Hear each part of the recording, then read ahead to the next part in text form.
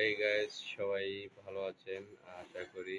আমার কবুতর ও ঘুঘুর খামারির পক্ষ থেকে সবাইকে স্বাগতম। আজকে আহ, আমার এক জোড়া কবুতরে একটি ডিম দিয়েছে। ডিমটা তো, সবাইকে দেখালাম।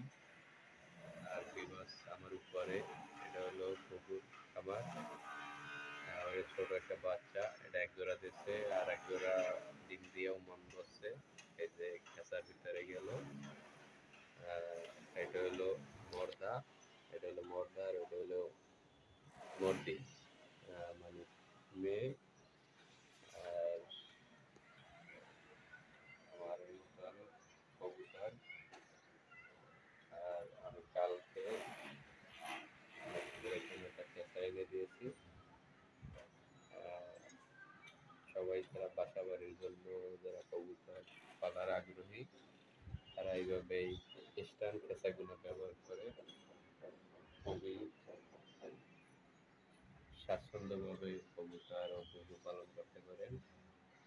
আজকের ব্লগে সবার জন্য ঘুঘু ও কবুতরের ভিডিও সবাইকে উপহার দিচ্ছি। আশা করি এরকমের ব্যালকনি যাদের থাকবে, অবশ্যই আপনারা খুবই শখের বিষয়ে বা মোটামুটি পালার সক্ষম হবেন।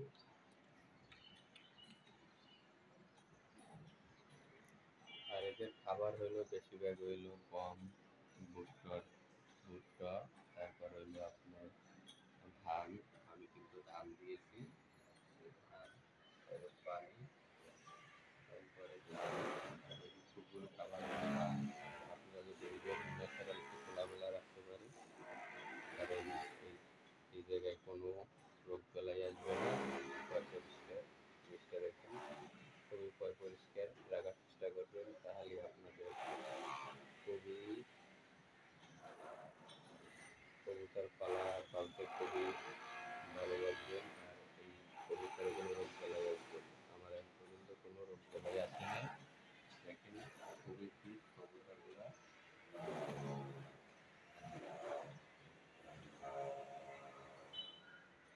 ওই যে ডিম দিচ্ছে, একটা ডিম পাচ্ছে, আর একটা ডিম পেড়ে কবুতরের মন বলবে। আর এই যে